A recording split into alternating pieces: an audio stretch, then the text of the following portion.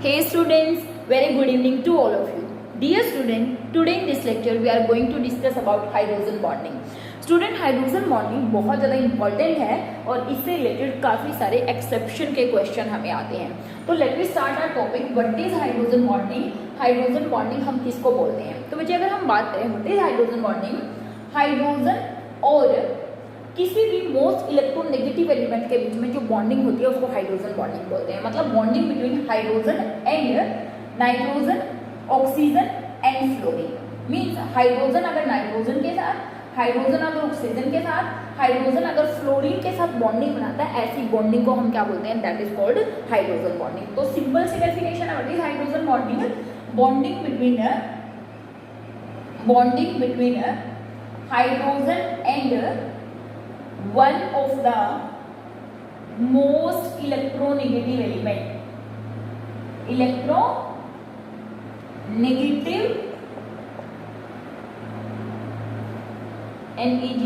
negative element. और कौन हो सकते हैं? Fluorine, oxygen and nitrogen is called hydrogen bonding. में अगर हाइड्रोजन की इनमें से किसी के साथ बॉन्डिंग होगी, सिर्फ उसी को हम हाइड्रोजन बॉन्डिंग कंसीडर करते हैं. ठीक है. वैसे तो अगर आप देखेंगे इलेक्ट्रोनेगेटिविटी क्लोरीन की नाइट्रोजन के बराबर होती है, लेकिन फिर भी नाइट्रोजन सिर्फ हाइड्रोजन बॉन्डिंग करता है, क्लोरीन हाइड्रोजन बॉन्डिंग नहीं करता. तो अगर मैं बात करूँ कंडीशंस क्या होती हैं, कंडीशंस फॉर हाइड्रोजन बॉन्डिंग, तो बच्चे हाइड्रोजन बॉन्डिंग के लिए कंडीशन क्या होती है कि एक तो हाइड्रोजन मोस्ट इलेक्ट्रोनेगेटिव एलिमेंट के साथ जुड़ा हुआ होना चाहिए, किसी भी मोस्ट इलेक्ट्रोनेगेटिव एटम के साथ. और दूसरी कंडीशन क्या है? Size of atom should be small. ठीक है. तो पहली कंडीशन क्या है? हाइड्रोजन should form a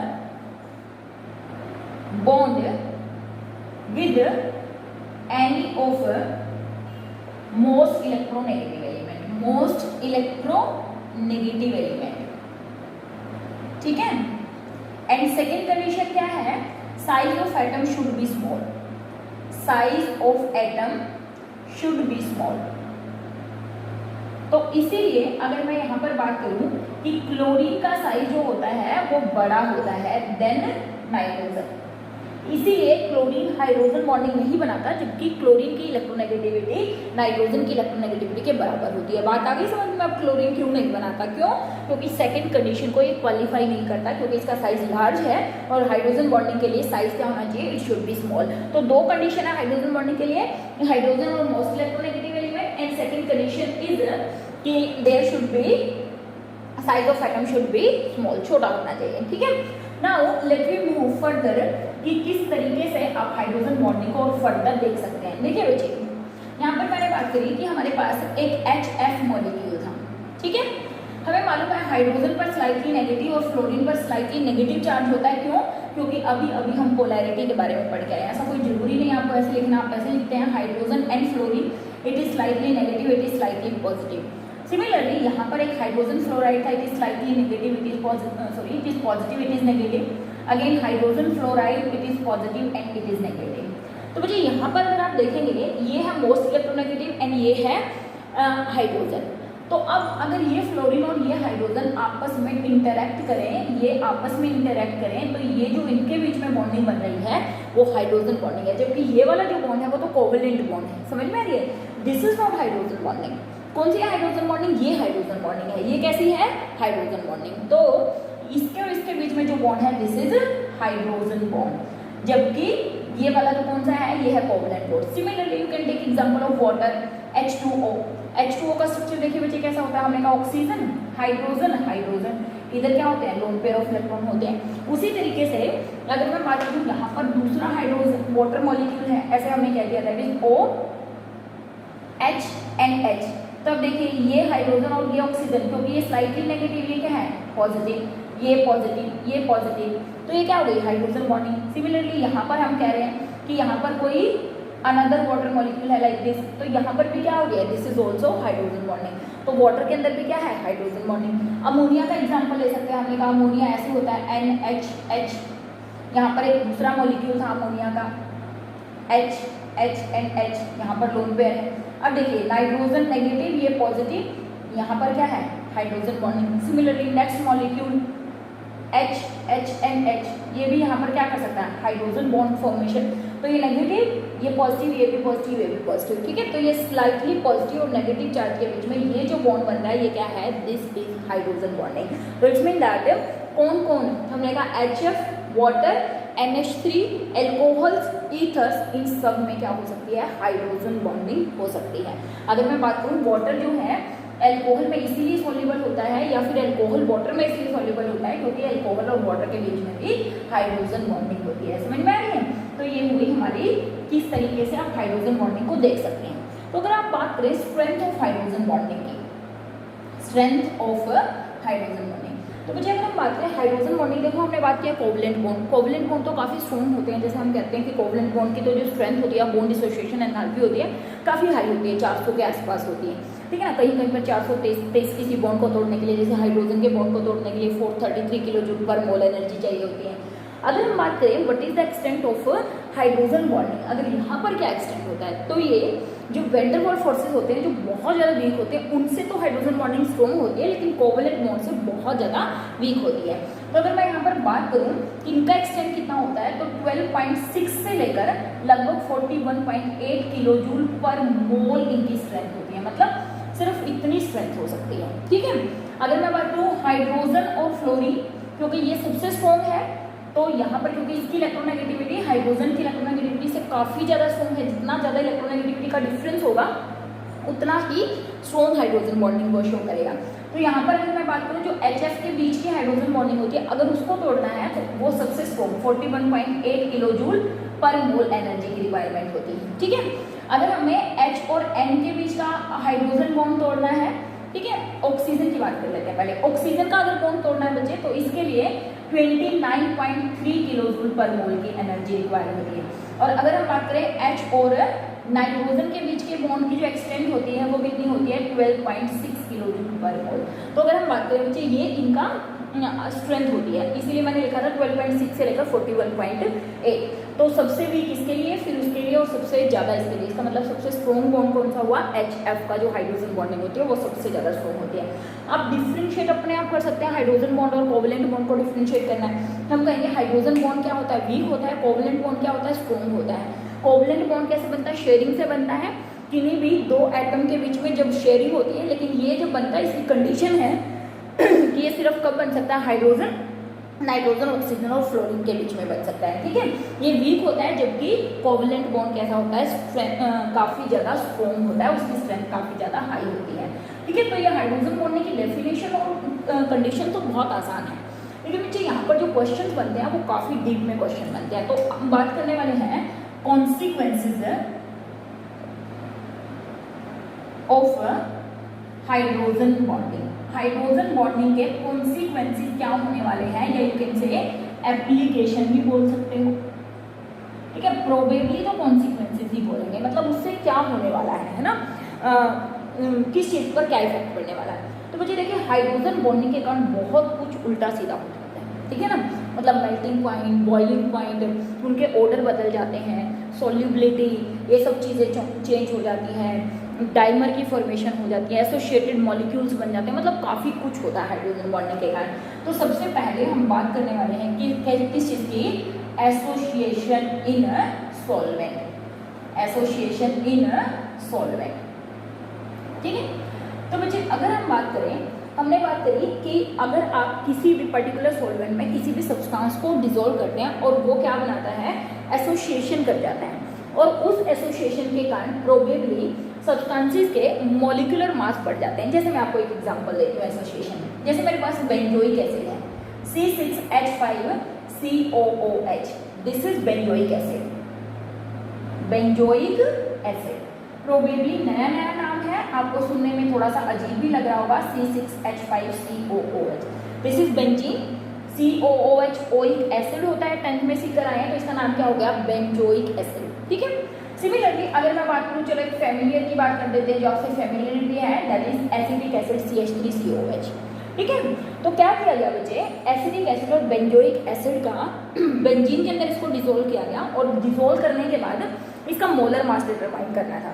तो बच्चे वहाँ पर ये पाया गया कि एक्चुअली में अगर मैं एसिडिक एसिड का मास निकालूँ, देखो 2 कार्बन है, 12 दूनी 24, 2 ऑक्सीजन है, 32 और 4 हाइड्रोजन है, तो इसका जो मोलर मास है प्रोबेबली वो 60 ग्राम आना चाहिए, है ना, या यू मान सकते हो।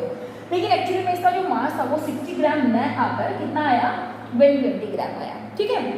सिमिलरली इसका जितना भी मास था उसका ट्वाइस आया, इसका नॉर्मल मास नहीं आया, मतलब ऐसे मास को हम बोलते हैं बेसिकली एबनॉर्मल मोलर मास। क्या बोलते हैं इसको, एबनॉर्मल मोलर मास। अब देखिए, अब ये जो एबनॉर्मल मोलर मास आए हैं उसको हम कैसे एक्सप्लेन कर सकते हैं, उसको हम एक्सप्लेन कर सकते हैं on the basis of hydrogen bonding and formation of dimer in benzene. मतलब हुआ क्या, क्यों इनका मास डबल आ रहा था। तो देखिए बच्चे, ये हमारा एसिटिक एसिड है CH3C डबल बॉन्ड OH, ठीक है। एक और एसिटिक एसिड का मॉलिक्यूल हमने लिख दिया CH3COH डबल बॉन्ड O। तो बच्चे ये हमारे दो एसिटिक एसिड के मॉलिक्यूल हैं, एक इधर लिखा है मैंने, एक इधर। तो हुआ क्या, एक पर्टिकुलर सॉल्वेंट में यहाँ पर देखिए, ये है ऑक्सीजन जिसके ऊपर स्लाइटली नेगेटिव चार्ज, ये है हाइड्रोजन जिसके ऊपर स्लाइटली पॉजिटिव चार्ज, ये हाइड्रोजन, ये ऑक्सीजन। तो इन्होंने आपस में क्या कर लिया, हाइड्रोजन बॉन्ड बना लिया। तो इस हाइड्रोजन बॉन्ड के कारण, इस हाइड्रोजन बॉन्ड के कारण क्या हुआ, formation of dimer take place. किस चीज की फॉर्मेशन हो गई, डाइमर। एक तो था पॉलीमर, पॉलीमर का मतलब काफी सारे जुड़ गए, काफी सारे एक दूसरे के साथ अटैच हो गए। लेकिन डाइमर का मतलब होता है जब दो मॉलिक्यूल एक दूसरे के साथ जुड़ जाते हैं। तो ये जो स्ट्रक्चर होते हैं बच्चे, इनको डाइमर बोलते हैं। तो जब एसिटिक एसिड का मोलर मास देखा गया तो हम सोचते थे कि 60 आना चाहिए एक मॉलिक्यूल का, बट एक्चुअली में इसका मोलर मास कितना आया, एबनॉर्मल मोलर मास, जो कि कितना था 120, यानी कि twice of its molar mass, ठीक है। जो एक का होना चाहिए उससे डबल आया। तो उसको हमने एक्सप्लेन किया, this is due to the hydrogen bonding, it exist in the form of dimer, means association of molecule exist take place. Similarly benzoic acid, यहाँ पर C6H5 लिख दीजिए, कोई फर्क नहीं है, C6H5। तो यहाँ पर भी क्या है, ये भी किसकी तरह एग्जिस्ट करता है, it exist as dimer in solvent या इन बेंजीन, और इस डाइमर के कारण एबनॉर्मल मोलर मास आता है, उसको हम क्या बोलते हैं, एसोसिएशन, ठीक है। तो इम्पोर्टेंट है कि क्यों ये एसोसिएट हुआ, due to hydrogen bonding association take place, ठीक है ना। वो let me talk about it. आपको क्वेश्चन आ जाए, देखिए क्वेश्चन की फॉर्म में ही ये मैप करवानी है, ये भी एप्लीकेशन है। क्वेश्चन आ गया, KHF2 exist while KHCl2, KHBr2, KHI2 does not exist. Why? Does not exist. Why? ऐसे क्वेश्चन आ गया। तो बच्चे अगर हम बात करें ऐसा क्यों है कि KHF2 तो एग्जिस्ट करता है, बाकी एग्जिस्ट नहीं करते। अगर इसका वन लाइन में आंसर देना है तो हम कह देंगे due to hydrogen bonding in HF में तो हाइड्रोजन बॉन्डिंग होती है, और उस हाइड्रोजन बॉन्डिंग के कारण HF जब हाइड्रोजन बॉन्डिंग करता है तो काफ़ी सारे, अभी मैंने दिखाया था, काफ़ी सारे HF एक दूसरे के साथ मिलकर बहुत बड़े स्ट्रक्चर्स बना लेते हैं, ठीक है ना, बड़े मैक्रोमोलिक्यूल्स बना लेते हैं, ठीक है, जिसके कारण उनके मेल्टिंग बॉइलिंग पॉइंट पे भी इफेक्ट पड़ता है, उसके साथ एग्जिस्टेंस पे भी फर्क पड़ता है। तो देखिए, जब ये वाटर में व्हेन इट डिसोशिएट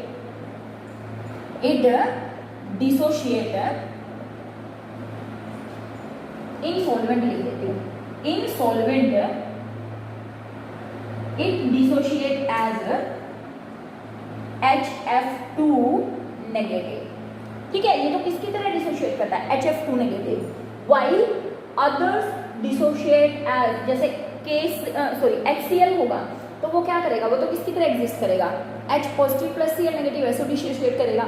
HBr कैसे डिसोशिएट करेगा, H positive plus Br negative ऐसे डिसोशिएट करेगा, है ना। हालांकि डिसोशिएट तो करेंगे भी नहीं, लेकिन यहाँ पर ये मॉलिक्यूल हाइड्रोजन बॉन्डिंग के कारण इस आयनिक फॉर्म में डिसोशिएट करेगा। और इस आयनिक फॉर्म में डिसोशिएट करने का मतलब क्या, अगर मैंने इसको किसी सॉल्वेंट में डाल दिया तो ये किसकी तरह एग्जिस्ट कर सकता है, KHF2 की तरह एग्जिस्ट कर सकता है, जबकि बाकियों में हाइड्रोजन बॉन्डिंग नहीं होती है। इसलिए हमने यहाँ पे लिख दिया कि due to hydrogen bonding KHF2 exist while others does not exist, because hydrogen bonding सिर्फ HF में होती है, बाकी के केस में हाइड्रोजन बॉन्डिंग एग्जिस्ट नहीं करती।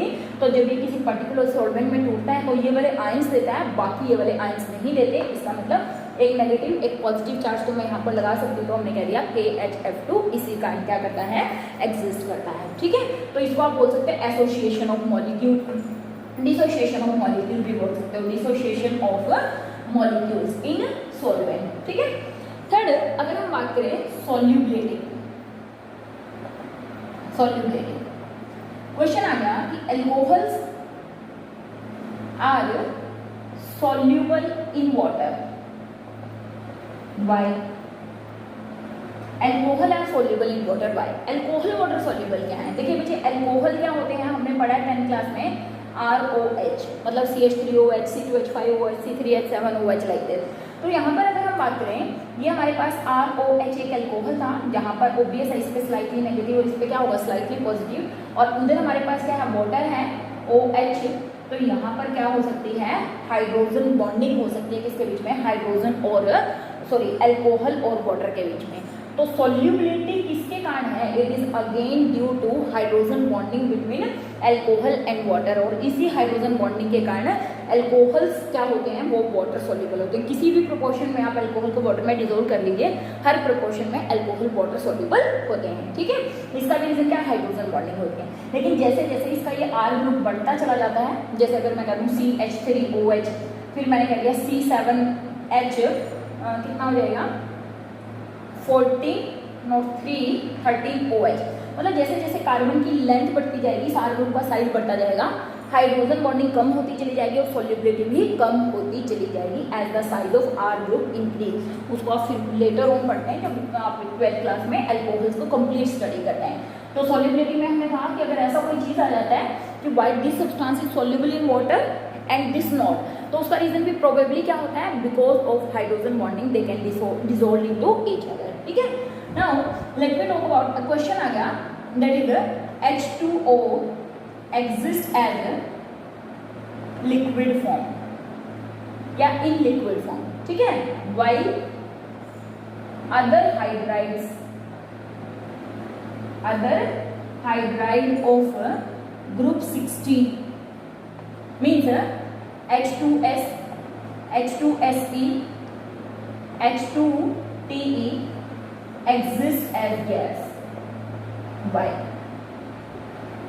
Again same reason, because of hydrogen bonding. देखिए H2O में क्या है, हाइड्रोजन बॉन्डिंग है, मतलब H2O का अगर आप स्ट्रक्चर देखेंगे तो काफी सारे H2O एक दूसरे के साथ टेट्राहेड्रली सराउंड करके, अगर मैं बात करूँ एक water molecule other 4 water molecule से टेट्राहेड्रली सराउंडेड होता है। मतलब अगर मैं यहाँ पे बात करूँ कि ये एक वाटर है, ठीक है, तो ये वाटर क्या करता है, देखिए यहाँ से एक वाटर मॉलिक्यूल से सराउंड होगा, यहाँ से एक वाटर मॉलिक्यूल से सराउंड होगा, यहाँ से भी एक वाटर मॉलिक्यूल से सराउंड होगा, और यहाँ से भी एक वाटर मॉलिक्यूल से सराउंड होगा, क्योंकि यहाँ पर हाइड्रोजन इसका ऑक्सीजन के साथ बना लेगा, यहाँ पर इसका ऑक्सीजन इसके हाइड्रोजन के साथ, इसका ऑक्सीजन इसके हाइड्रोजन के साथ, इसका ऑक्सीजन इसके हाइड्रोजन के साथ, तो टेट्राहेड्रली सराउंड होता है। अब इतनी सारी हाइड्रोजन बॉन्डिंग होने के कारण अब क्या हो गया, मॉलिक्यूल पास पास आना शुरू हो जाएंगे, मतलब लिक्विफाई होना शुरू हो जाएंगे, जबकि ये सब क्या होते हैं, इनके अंदर हाइड्रोजन बॉन्डिंग नहीं होती, इसीलिए ये वाले फोर्सेस इंटरैक्ट नहीं होते। अगर ये वाले फोर्सेस नहीं आते तो इसके कारण क्या होता है, ये सब क्या होते हैं, गैसियस स्टेट में एग्जिस्ट करते हैं। तो सेम आंसर है, H2 exist is liquid because of hydrogen bonding in water molecule. Hydrogen bonding होती है वाटर में, एक वाटर मॉलिक्यूल दूसरे और 4 वाटर मॉलिक्यूल से टेट्राहेड्रली सराउंड होता है, that is why there is very large hydrogen bonding in H2O, that is why it exist as in liquid form. क्योंकि देखिए सीधी सी बात है बच्चे, जब फोर्सेज ऑफ इंटरेक्शन बढ़ेंगे, यहाँ पर तो देखिए अगर मैं यहाँ पर बात करूँ एक H2S, दूसरा H2S, तीसरा H2S, यहाँ पर कोई हाइड्रोजन बॉन्डिंग नहीं, यहाँ पर तो सिर्फ क्या है, वीक फोर्सेज ऑफ इंटरेक्शन है ना, यहाँ पर तो क्या है, वीक फोर्सेज ऑफ इंटरेक्शन है, जिसको हम वेंडर वाल फोर्सेज बोलते हैं। लेकिन अगर वही वेंडर वाल फोर्सेज हाइड्रोजन बॉन्ड में चेंज हो रहे हैं तो फोर्सेज ऑफ इंटरेक्शन बढ़ रहे हैं, और जब हमें मालूम है कि गैसेज अगर हो उनके बीच में अगर फोर्सेज ऑफ इंटरेक्शन बढ़ेंगे तो वो लिक्विड में चेंज होना शुरू हो जाते हैं, और ज़्यादा फोर्सेज ऑफ इंटरेक्शन बढ़ेंगे तो सॉलिड में चेंज होना शुरू हो जाते हैं, ठीक है। अच्छा, इसी क्वेश्चन को ऐसे कह दिया कि Y hydrogen water have high melting and boiling point and boiling point than the other hydride of its group, तो भी सेम रीजन है, बिकॉज ऑफ हाइड्रोजन बॉन्डिंग, ठीक है। तो ये भी क्या हुई, this is also the application of hydrogen bonding. तो बच्चे एक और यहाँ पर एप्लीकेशन हम यहाँ पर स्टडी करने वाले हैं, that is effect on melting and boiling point, melting point and boiling point. और ये ऑर्डर बहुत ज़्यादा इंपॉर्टेंट है, और प्रोबेबली अगर हम बात करें यहाँ से क्वेश्चन काफ़ी सारे पूछे जाते हैं, ठीक है। तो हम पहले बात करते हैं hydrides of 15 group element, hydride of 15 group element, ठीक है। Means we are going to talk about NH3, PH3, ASH3, SbH3, ठीक है। यहाँ पर नाइट्रोजन, फॉस्फोरस, आर्सेनिक, एंटीमनी, ठीक है ना। नाना, पटेकर, ऐश्वर्या सब बीमार है ना। ये क्या हो गए, हाइड्राइड्स हैं किसके, 15 ग्रुप एलिमेंट के। तो बच्चे अगर मैं बात करूँ डाउन द ग्रुप जाते हुए, ओब्वियसली ये डाउन द ग्रुप है, नाइट्रोजन के नीचे फॉस्फोरस, डाउन द ग्रुप जाते हुए साइज क्या करता है, इंक्रीज, किसका, मेटल का। उसी के कारण वेंडर वॉल फोर्सेस क्या करते हैं, वेंडर वॉल फोर्सेस क्या करते हैं, इंक्रीज। और जो वेंडर वॉल फोर्सेस इंक्रीज करते हैं तो melting point and boiling point भी क्या करते हैं, इंक्रीज। मेल्टिंग बॉइलिंग पॉइंट और बॉइलिंग पॉइंट भी क्या करते हैं, इंक्रीज करते हैं। तो बच्चे यहाँ पर प्रोबेबली ऑर्डर हमें ऐसा लगता है कि ऐसा होना चाहिए, ऐसा होना चाहिए कि सबसे ज़्यादा सबसे कम इसका, फिर इसका, फिर इसका, फिर इसका, क्योंकि इधर जाने पर साइज बढ़ रहा है, मेल्टिंग बॉइलिंग पॉइंट क्या हो रहा है, इंक्रीज। बट एक्चुअली में बच्चे there is one exception in melting point as well as in boiling point, ठीक है ना। तो अगर मैं पहले बात करूं बॉइलिंग पॉइंट के केस में, तो बच्चे बॉइलिंग पॉइंट का जो ऑर्डर होता है वो मैं पहले लिख रही हूँ। बॉइलिंग पॉइंट का ऑर्डर होता है PH3, ASH3,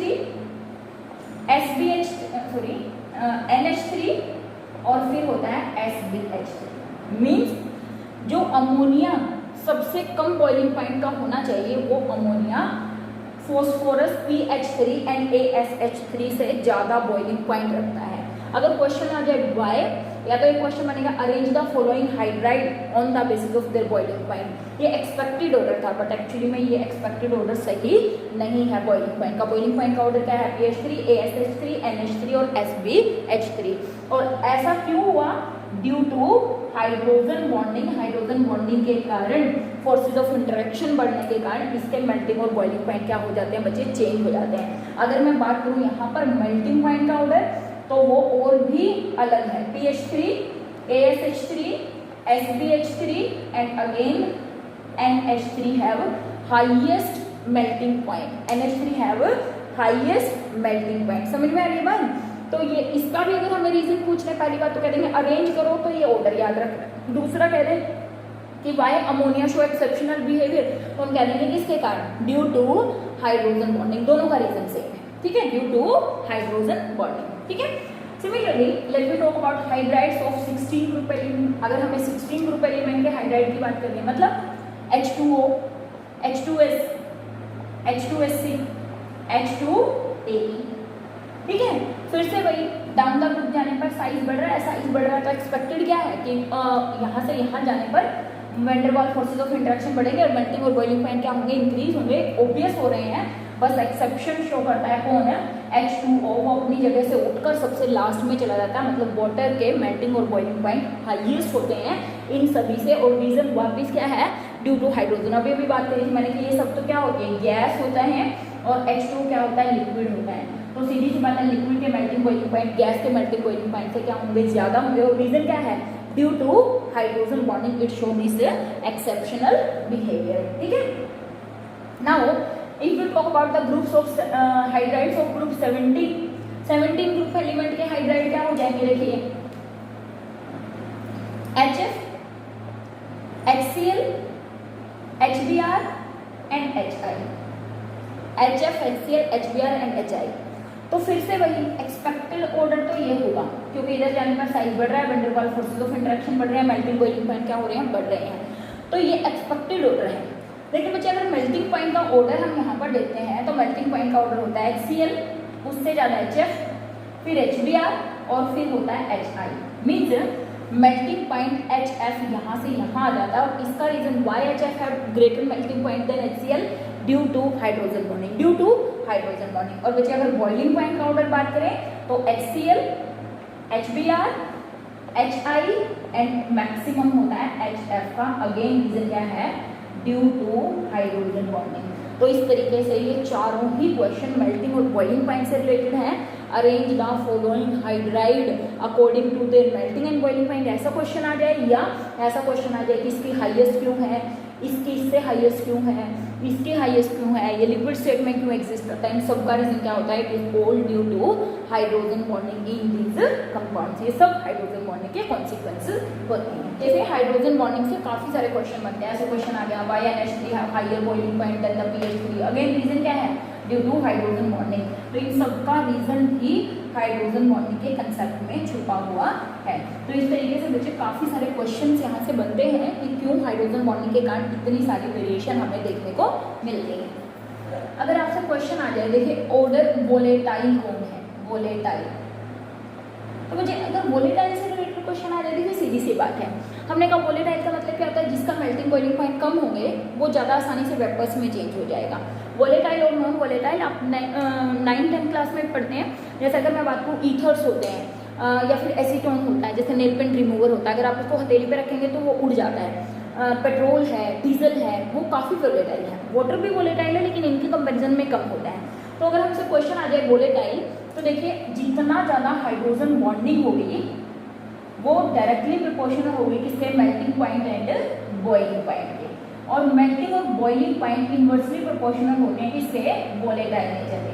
ठीक है, बॉइलिंग पॉइंट जितना ज़्यादा होगा वोलेटाइल वो सब्सटेंस उतना ही कम होगा, जितना ज़्यादा बॉइलिंग पॉइंट उतना ही कम वोलेटाइल। क्यों, क्योंकि वोलेटाइल होने के लिए, इनकी वेपर्स में चेंज होने के लिए बॉइलिंग पॉइंट तो कम होना चाहिए, तभी तो वो वेपर्स में उड़ेगा।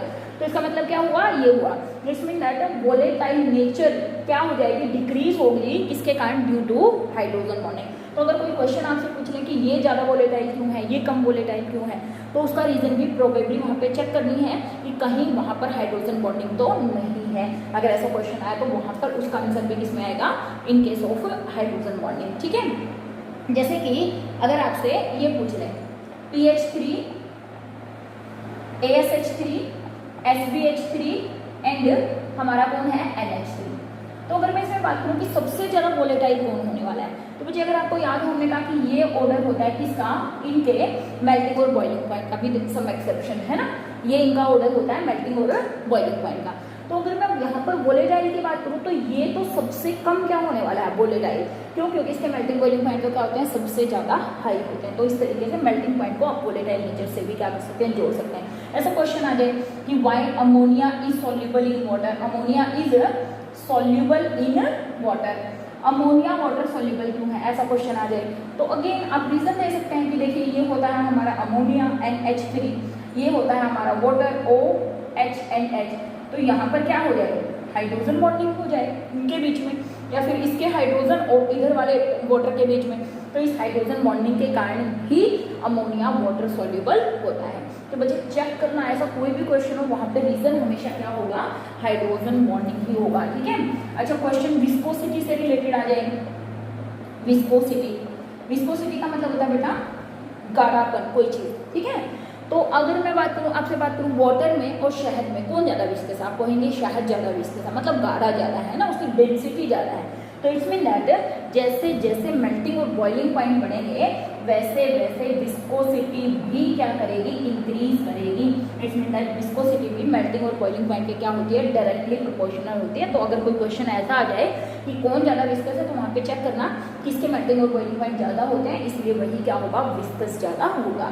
ठीक है, तो विस्कोसिटी से रिलेटेड भी क्वेश्चन पूछ सकते हैं। और एक बात अगर हम यहाँ पे करें हाइड्रोजन बॉन्डिंग की, कि किस तरीके से हाइड्रोजन बॉन्डिंग के कारण, अच्छा एक क्वेश्चन ये भी बनता है कि अगर मैं बात करूँ H2O एंड HF, देखिए अगर मैं इन दोनों के बॉइलिंग पॉइंट की बात करूँ तो वाटर का बॉइलिंग पॉइंट HF के बॉइलिंग पॉइंट से ज़्यादा होता है, जबकि अगर आप बात करो HF का जो एक्सटेंट ऑफ हाइड्रोजन बॉन्डिंग होता है वो ज़्यादा होता है किससे, O और H के हाइड्रोजन बॉन्डिंग। हमने बात करी O और H की हाइड्रोजन बॉन्डिंग 29.3 होती है और इसकी जो बॉन्डिंग होती है वो 41.8 होती है। तो इसका ज़्यादा होना चाहिए लेकिन होता इसका ज़्यादा है। देखिए बच्चे इसका रीज़न क्या है, अगर आप यहाँ पे बात करें एक HF, देखिए यहाँ से हाइड्रोजन बॉन्डिंग कर लेगा, यहाँ से हाइड्रोजन बॉन्डिंग कर लेगा, है ना, तो एक HF कितने, 2 HF से हाइड्रोजन बॉन्ड से जुड़ा हुआ है। लेकिन मैंने आपको बात करी थी कि एक वाटर मॉलिक्यूल बाकी 4 मॉलिक्यूल से टेट्राहेड्रली सराउंड होता है, that is why H2O have greater, आप बोल सकते हैं कि आप बॉइलिंग पॉइंट देन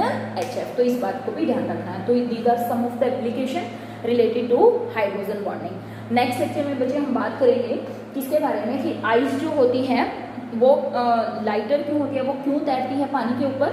वैसे तो 9th-10th क्लास में भी आप ये चीज़ें पढ़ के आते हैं कि आइस की डेंसिटी लोअर होती है किससे, वाटर से। ऐसा क्यों होता है, या आइस की डेंसिटी जो होती है वो 4 डिग्री सेल्सियस पर मैक्सिमम होती है, ऐसा क्यों होता है। और टाइप्स ऑफ हाइड्रोजन बॉन्डिंग उसको हम डिस्कस करेंगे डिटेल में, और उसकी भी क्या क्या एप्लीकेशन होती है, क्या क्या कंडीशंस होती हैं, किस तरीके से रिलेटेड उनसे क्वेश्चन पूछे जाते हैं। तो स्टूडेंट मिलेंगे नेक्स्ट लेक्चर में, जहाँ पर हाइड्रोजन बॉन्डिंग को कंप्लीट करने के साथ साथ इस चैप्टर को भी हम कंप्लीट कर देंगे, केमिकल बॉन्डिंग। ये चैप्टर बहुत ज़्यादा इंपॉर्टेंट है, मैंने स्टार्टिंग में भी कहा था। आपको इससे रिलेटेड कोई भी प्रॉब्लम है तो आप मेरे से कॉन्टैक्ट कर सकते हैं। तो मिलेंगे बच्चों नेक्स्ट लेक्चर में, तब तक हैव अ नाइस डे।